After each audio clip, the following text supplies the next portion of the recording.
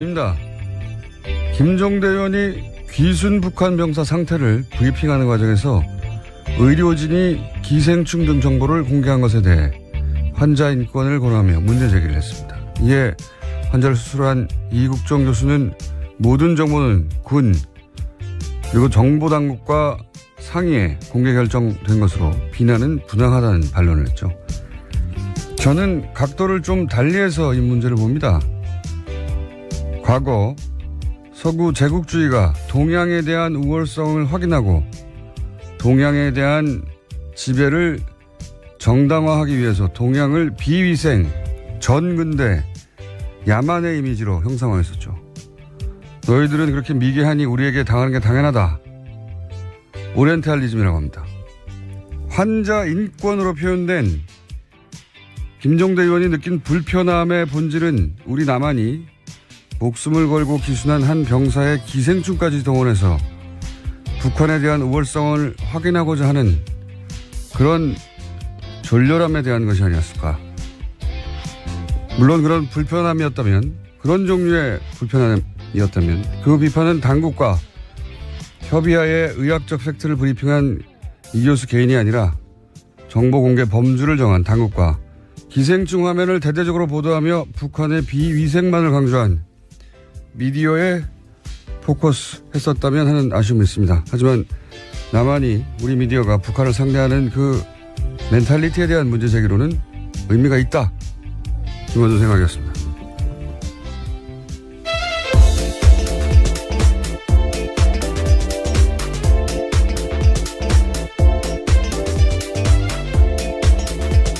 시사인의 김은지입니다. 네. 이게 이렇게까지 큰 논란이 될 줄은. 네, 계속해서 실시간 검색 순위에 있던데요. 여기 잠깐만 하자면, 왜냐하면 굉장히 예리하기 때문에 제가. 시간이 별로 없다고 하셨던 것 같은데요. 네, 이거 하다 끝내면 되죠. 네, 잠깐요. 네. 김종대 의원의 문제 제기가 이게 빛을 발하지 못한 이유는 프레임을 너무 좁게 잡았기 때문에 제가 보기에는 뭐냐면 환자 인권만으로 프레임을 잡았잖아요. 그러니까 의사가 직접 타겟이 되어버리는 건데 이렇게 생각해 보면 만약에 이런 정치적 상황을 완전히 배제하고 의학적으로만 동일한 상황이다. 그러니까 남한의 병사가 그 구역에서 똑같은 총격을 당해가지고 사경을 헤매는데 수술 과정에서 회복을 지연시키는 회충이 발견됐다. 이런 똑같은 상황을 남한 병사로 생각해봐요. 근데 우리 군 당국이나 정보 당국이 자 회충을 공개합시다 했을 것인가? 저는 안 했을 거라고 봅니다. 그리고 미디어가 그걸 크게 종편에서 기생충 화면을 집중적으로 띄웠을 것인가? 저는 안 했을 거라고 봅니다. 만약에 그렇게 했으면 그 남한 병사가 그러면 향후 사회생활 어떻게 하라고 하냐 이런 인권 문제나 사생활 보호 문제 당연히 나왔겠죠. 그러니까 그런 측면에서 인권을 이제 얘기한 거예요. 그렇게 생각하면 기생충 화면을 대문짝만하게 보도한 종편이나 보수매체의 졸렬한 의도나 제가 얘기한 그런 멘탈리티 문제가 있다. 그런 차원에서 지적의 의미가 있는데 이게 문제는 뭐냐면 이 사건은 그렇게 단순히 의학적인 케이스가 아니다. 여기에 북핵으로 대치하는 상황에서 기순한 북한 병사. 총격당해서 위독한 북한 병사를 살려내는 남한의 의술. 게다가 평판이 아주 높은 의사. 여기에 이제 남한보다 굉장히 열등하다고 비위생적인 북한을 알리기 좋은 기생충이라는 소재의 등장. 그걸 놓치지 않고 막 화면에 뿌려대는 종편. 보수매체 이런 복합적 요소가 다 중첩되어 있거든요. 근데 그걸 단순히 환자 인권이라는 프레임으로 이걸 다 도파할 수가 없다 도저히. 게다가 그 상대는 평판이 높은 의사인데 대중이 설득이 안 되는 거죠. 프레임을 너무 좁게 잡았다는 건 그런 의미다. 저한테 문의를 하시기 바랍니다. 김종대 의원님. 자, 첫 번째 뉴스는 뭡니까? 네, 구속된 김관진 전 장관이 풀려났습니다. 어제 법원에서 열린 구속 적부심사에서 석방이 결정된 건데요. 구속 적부심은 피의자가 구속된 이후에 구속의 적법성과 필요성 등을 법원이 다시 판단하는 제도입니다. 댓글 부대 관련 혐의로 구속된 지 11일 만에 그러니까 풀려나게 된 건데요. 관련한 판단을 한 법원 같은 경우에는 위법한 지시 및 공모 여부에 대한 소명의 정도, 변소 내용 등에 비춰볼 때 범죄 성립 여부에 대한 다툼의 여지가 있다라고 판단했습니다. 뿐만 아니라 김관진 전 장관의 주거가 일정하고 도주 우려나 증거인멸에 염려가 없다라고 판단했습니다. 이정열 저희 영장 해설 판사님이 나오실 찬스인데 오늘 수능. 예. 학부모신가요? 예. 하필 자녀 수능이라 저는 운전 중입니다. 그래서 그렇다고 우리가 이게 포기할 수 없잖아요. 이 아이템은. 방송을 듣고 계실 수도 있겠네요. 대타 있습니다. 양지열 변호사라고. 예, 대단히 부족하지만 잠시 후에 요소를 또 해설하기 위해서 대타 양변을 연결할 예정입니다. 이게 소위 이제 적폐 수사에서 제가 알기로는 과거 누구였죠? 김경숙 교수. 예, 김경숙 교수가 이제 질병, 암. 예, 당시 암이기라고 이야기하면서요. 예, 암이기 질병을 이유로 구속 적부심을 요구했고 그때 이제 안 됐죠. 예, 기각됐습니다. 증거인멸의 우려가 있다면서요. 예. 심지어 같은 재판부였습니다. 형사합의 51부요. 적폐 수사에서 소위 적폐 수사에서 구속 적부심을 요구한 자체가 처음이에요. 그걸 제외하고 질병 암이기라서 한 걸 제외하고 그냥 법리적으로 다퉈보겠다고 한 자체가 처음이고요. 예, 석방된 것도 당연히 그럼 처음이죠. 저는 왜냐하면 구속영장 자체가 굉장히 어렵게 보수적으로 떨어지고 있었거든요. 그러니까 구속영장까지 떨어졌는데 또 한 번 묻는 이런 사례가 없어요. 사례가. 그래서 저는 이걸 신청한 자체가 될 줄 알았나? 하는 생각이 들 만큼 이례적이고 떨어진 건 더 이례적이죠. 이상합니다. 대통령에게 보고하고 지시 받았다고 직접 얘기했는데 부하들은 또 구속됐거든요. 해설은 다소 부족하겠지만. 에이, 자꾸 부족하다 그러시는 건가요? 영장 실질심사를 안 해본 분이잖아요. 이분은. 양변과 잠시 후에 해보기로 하겠습니다. 다음 뉴스는요? 네, 어제도 박근혜 전 대통령의 세월호 참사 발생 당시에 성형시술 의혹에 대해서 말씀드렸는데요. 또 다른 성형시술 내용에 대해서 SBS가 추가로 보도했습니다. 세월호 실종자 수색이 난항을 겪을 때도 참사 이후 처음 대국민 사과를 발표할 즈음에도 박근혜 전 대통령에 대한 성형시술이 이루어졌다라고 특검이 판단하고 있다라는 겁니다. 시점은 5월 12일과 13일인데요. 비선 의료를 했던 김영재 원장 그리고 또 부인까지도 카드 사용 내역과 휴대전화 위치 기록을 바탕으로 특검이 그렇게 판단했다라고 합니다.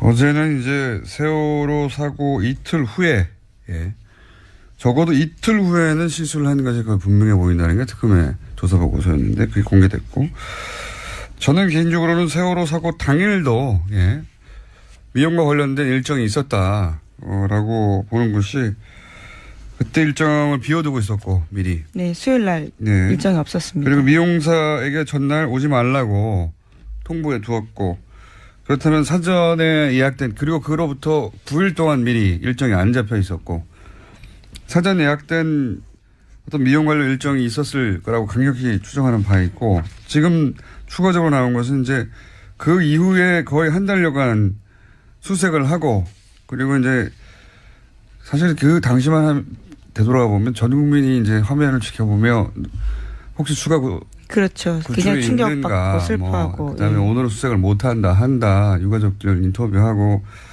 그리고 이제 길에 나가서 뭘 사질 않는다. 사람들이 저녁에 술을 안 마신다. 이럴 정도로 그런 상황이었는데 계속해서 수술을 했다는 거죠. 예. 네, 5월 한 달에만 비선 의사 부부가 최소 5차례 방문했다라는 것이요. 특검의 판단입니다. 이해할 수 없습니다. 저는 정말. 하여튼 그런 게 밝혀지고 있는 와중입니다. 네. 다음 뉴스는요? 네, 세월호 관련된 소식 하나 더 전해드리면요. 지난 17일에 세월호 선체에서 유골이 발견됐습니다. 그런데 해양수산부가 이를 은폐했다라는 건데요. 추가 수색 여론이 형성될 것을 우려해서 일부러 그랬다라는 의혹이 일고 있습니다. 5명의 세월호 미수습자 가족들은 이를 모른 채 지난 18일에 시신 없는 장례식을 치렀는데요. 당시 유골 수습 보고를 받았던 해수부 현장수습본부의 김현태 부본부장이라고 있습니다. 이 같은 사실을 세월의 선처조사위원회에 홍보하지 않았다라고 합니다. 그러면서 현장에서요. 자신이 책임질 테니 유골 수습 사실을 누구에게도 알리지 말라라고 지시했다고 합니다. 그러니까 이제 이 미수습 가족들하고 여기서 그칩시다. 여기까지만 합시다라고 다 얘기돼 있는데 또 유골이 나오니까 그럼 연장하게 될까봐 이 사실을 숨겼다는 거잖아요. 저는 이게 현장의 부본부장 정도가 내릴 수 있는 결정이 아니라고 봅니다. 예. 누가 이 결정을 내리는지 파악을 해야 된다고 생각이 들고요. 본인이 유골이 나왔는데 이제 그만하자라고 결정할 위치에 있는 사람이 저는 아니라고 보거든요. 예. 이게 이제 그래서 겨우 5일 만에 들켰잖아요. 누가 왜 이런 결정을 내리는지 반드시 파악해봐야 된다고 보고 문재인 대통령도 여기에 대해서 왜 이런 일이 벌어졌냐고 이해할 수 없다고. 그렇게 이야기했죠. 유골이 나오면 계속 수습해 가야 되는 거고 찾아야 되는 거거든요. 이걸 접어야 했던 이유가 뭔지 추가 취재가 반드시 필요한 대목인 것 같습니다. 누가 이런 결정을 내리려고 한 건지. 다음 뉴스는요? 네, 검찰이 추명호 전 국정원 국장이 이명박 정부와 박근혜 정부 때 모두 정치에 관여해서 국정원법을 위반했다라고 판단하고요. 재판에 넘겼습니다. 이와 관련해서 특히 눈에 띄는 게 우병우 전 수석과 관련된 지시인데 추 전 국장이 이석수 전 특별감찰관을 불법 사찰한 것이 우병우 전 수석의 지시로 이뤄졌다라고 결론 내렸다고 합니다. 그러면 이제 우병우 전 수석이 다시 한번 소환되고 다시 한번 구속영장 청구될 개연성이 있네요. 네, 이르면 다음 주 중으로 소환될 가능성이 크다라고 하는데요. 네. 뿐만 아니라 최윤수 전 국정원 2차장 같은 경우에도 혐의 선상에 같이 올랐습니다. 그렇군요. 추명호 소위 이제 최순실 라인 전 국장의 공범으로 적시되고 네, 공소장에 그렇게 쓰여 있다라는 겁니다. 불법 사찰의 지시는 우병우 전 수석으로부터 받았다. 예. 이번에도 빠져나갈까요? 우병우 전 수석이. 그런 뉴스가 있고요. 그 외에 양지열 변호사 연결되어 있기 때문에. 네, 하나만 더 전해드릴까요? 예, 차은택 씨가 어제 1심에서 징역 3년의 실형을 선고받았습니다. 여기에는 중요한 부분이요. 박근혜 전 대통령이 공범으로 명시됐다라는 겁니다. 사실 박근혜 전 대통령은 이제 너무 많은 혐의와 너무 많은 사안에서 공범 혹은 직접 지시기 때문에 박근혜 전 대통령을 여전히 사랑해서 이제 여러 가지 태극기 들고 집회하시는데 그 집회는 법적으로는 아무 도움이 안 될 것 같습니다. 자, 지금 김관진 전 장관이 구속 적부심을 통해서 석방된 사안 가지고 이정열 판사님의 개인적 사정으로 연결이 안 돼서 아침에 연락했더니 대타 양지열 변호사님 연결됐습니다. 안녕하십니까? 또 그 사이 전화 끊어졌어요? 예. 기다리다가 삐졌나 봐요. 전화 연결됐다는 소리 듣고 제가 들어왔는데 다시 연결됐습니까? 예. 큰 도움이 안 되네요. 지금 30초를 까먹었어요. 변호사님? 예, 여보세요? 네. 대타가 이렇게 뭘 까먹어요? 시간을. 자, 빨리 얘기합시다. 예. 이게 굉장히 이상한 사건입니다. 예. 그죠? 정말 황당했습니다. 예. 밤에 저도 보고. 원래 구속적부심이라고 하는 게 변호사들이 요즘에는 청구 자체를 잘 안 하거든요. 그러니까요. 예. 왜냐면 이게 판사들이 싫어해요. 그러니까 구속적부심은 재판에 넘기기 전에 그 전 단계에서 그 전에 영장실질심사를 했던 판사가 영장을 내준 게 잘 됐느냐 못 됐느냐를 보는 거고 판사끼리도 서로 싫어하게 되죠. 그렇죠. 당연히. 그러니까 판사가 싫어한다는 얘기는 뭐냐면 이걸 또 합의에서 보거든요. 예. 그러니까 일종의 항소심으로 보는 겁니다. 네네. 그러니까 이게 판사 입장에서는 아니 이 일을 전문적으로 하는 판사가 있는데 그거를 구속된 지 얼마 지나지도 않아서 기소를 하기도 전인데 갑자기 이게 잘못됐다라고 주장을 하면 당연히 판사들이 싫어할 수밖에 없고 그래서 실제로 실무에서는 중간에 폭력 사건 같은 경우 이런 합의를 받다거나 새로운 상황이 발생할 경우 몸이 많이 아프거나 부모님이 돌아가셨거나 이랬을 때만 신청하는 거고요. 저도 그렇게 알고 있는데 서울중앙지방법원 같은 경우 제가 찾아보니까 작년에 한 170건 정도 신청을 해서 30건이 조금 넘게 나왔어요. 인용이 됐어요. 그러니까 실제 인용률만 놓고 보면 20%인데 문제는 작년에 서울중앙지방법원에서 처리한 1심 사건이 한 5천 건이 넘어요. 전체 사건 대비로 봤었을 때 이렇게까지 나오는 거는 5천 건 중에 33건이니까 몇 퍼센트입니까? 정말. 계산을 미리 하셨어야죠. 거죠. 예. 계산을 제가 산수는 약해요. 근데 1%도 안 된다. 예. 그거의 문제는 대부분 그 비율이 말씀드린 것처럼 합의를 받거나 이런 사정 변경이 있었을 때지 아무 사정 변경이 없었고 김관진 전 장관이 갑자기 부모님이 돌아가셨을 리는 없잖아요. 그 연세에. 이게 말하자면 법리 10일 만에 법리 판단을 새로 했다는 거거든요. 아무것도 없는 거. 아무 변경 사항도 없는데. 그렇죠. 갑자기 도주우려나 증거인멸 우려가 없다라고 갑자기 법원이 본 거예요. 보통 이럴 경우 변호사가 해봐야 소용이 없습니다. 라고 하거나. 실제로 소용없다고 하는 정도가 아니라 예. 그러니까 양형사유에서 나중에 법원에 이른바 궤심죄에 걸릴 수 있으니까 예. 하지 말라고 합니다. 게다가 알려요. 그래서 이 적폐 관련 수사 작년부터 시작해서 저 김경수 교수가 질병 이를 이유로 그렇죠. 한 번 청구한 이후로는 처음이에요. 처음. 고영태 씨는 체포적부 심사를 청구를 했다가 기각됐어요. 예, 그건 다른 이야기고 구속적부 심. 하여튼 구속적부심에 체포 구속적부심을 넓게 크게 하나 더 보니까 그 두 건밖에 없는데 기각됐고 또 이 사건은 그러니까 그때는 암이었을 때도 기각됐거든요. 그렇죠. 기억하시겠지만 갑자기 이렇게 다 지우고 모자 쓰고 나타났잖아요. 구속도 없애고 이런 상황에서. 그러니까 정말로 애초에 날 구속시키면 안 된다라는 걸 강력하게 보여줬는데도 구속시켰고 이후에 또 진단서까지 첨부를 해서 정말 심각한 상태라고 했는데 결국에 안 풀어졌거든요. 그러니까 구속이라고 하는 것 자체가 2008년 이후에 급속도로 줄어들었어요. 그러니까 구속이 줄어드니까 구속에 대해서 적부심사 청구하는 일은 정말로 줄어든 거죠. 인용도 잘 안 되고. 적폐 수사 관련해서는 아무도 신청을 안 했다니까요. 질병위에. 안 할 수밖에 없는 게 밑에 지금 김관진 전 장관 같은 경우에는 그때 국방부 장관 했을 때 부하직원은 실형까지 받았거든요. 벌써.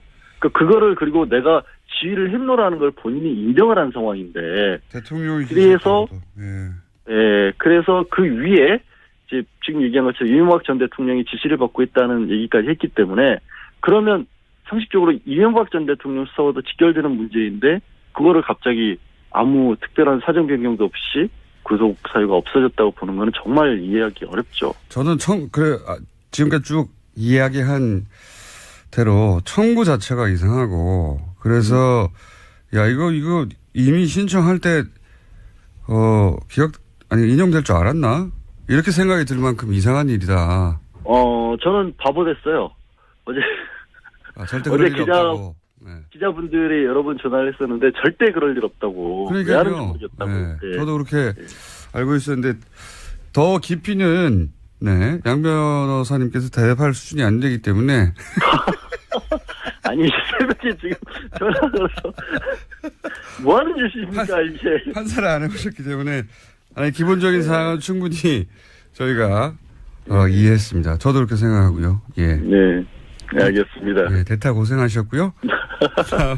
스튜디오에서 꼭 뵙겠습니다. 감사합니다. 네, 고맙습니다. 자, 오늘은 위가 많습니다. 빠르게 이어가지고 또 짧게 그것마저 알려주면 리얼미터 권순정 조사 분석실장 나오셨습니다. 안녕하십니까. 네. 빨리빨리 가죠. 네네. 숫자 딱딱딱. 네, 대통령 지지율이 다시 올랐습니다. 1.5%포인트 오른 73.1%고요. 부정평가는 22.3%입니다. 60대 이상 TK 보수층에서 상당히 많이 올랐어요. 60대 이상 TK 같은 경우는 50%대였는데 60%대 올랐고요. 보수층 같은 경우는 이제 북핵 이후에 상당히 많이 빠지면서 부정평가하고 긍정평가가 많이 떨어졌는데 지금 초박빙으로 좁혀졌습니다. 그래서 전반적으로 봤을 때 지난 한 주 지나면서 구여권 지지층이 재결집 조짐을 보이고 있다. 그렇게 봐야 될 것 같습니다. 일간으로 봐도 71.5, 73.3, 72.8 이렇게 월화수 이렇게 변했습니다. 저는 이제 최근 6개월, 7개월간의 문재인 대통령 지지율을 보면서 다들 이제 6개월 정도 지나면 꺾이게 될 것이고 또 뭐 여러 가지 사안들 나오면 주저앉게 될 것이고 이때까지 이제 대통령들의 지지율이라는 게 그랬으니까요. 다른 나라도 그렇고 보통. 근데 이렇게 계속 회복해가는 걸 보면은 지지율이 과연 떨어지겠는가 60% 이하로. 그런 생각이 들 정도로 굉장히 고탄력입니다. 사실상 모든 정부에서 이렇게 하반 경직성, 상승 경직성이 있으면 계속 떨어지기 마련이거든요. 그 라인을 봐도 이전 정부도 계속 그래 왔습니다. 아니면 전 세계적으로 그렇잖아요. 그렇죠. 예. 지나면 지날수록 사실 피로감도 생기고. 네네. 근데 이제 문재인 대통령의 특징은 북핵이 이런 거 하면서 훅 한번 떨어지죠. 네네. 60%대로. 네, 그렇습니다. 그리고 다시 똑같이 올라와요. 네. 몇 개월 전하고 비슷하게. 지금 73.1%는 북핵 이전하고 거의 비슷한 수준으로 올라왔어요. 예. 예. 신기한 지지율 상황이고요. 어쨌든 돌아왔고요. 예. 네네. 정당으로 넘어가면 이번 주 주목할 것은 국민의당이 최저 지지율을 경신했습니다. 자유한국당이 계속 조금씩 상승하다가 18, 9%까지 올랐거든요. 근데 16.7%로 1.6%포인트 하락했습니다. 그래서 이 부분이 좀 주목해서 봐야 할 부분이고요. 민주당 같은 경우는 0.5%포인트 상승해서 51.8%, 여전히 2주째 상승세입니다. 역시 대통령처럼 60대 이상에서 상당히 많이 올라가지고 계속 이전에는 한국당이 뒤졌거든요. 근데 뒤집었습니다. 그리고 국민의당으로 넘어가면 60대에서요? 네, 맞습니다. 네, 국민의당으로 넘어가면 지난주에 4.9%를 기록해서 최저 지지율 동률을 기록했거든요. 근데 0.5% 더 하락해서 4.4%로 떨어졌습니다. 특히 월요일 일간 집계에서는, 그러니까 이른바 끝장 토론 하루 전이었죠.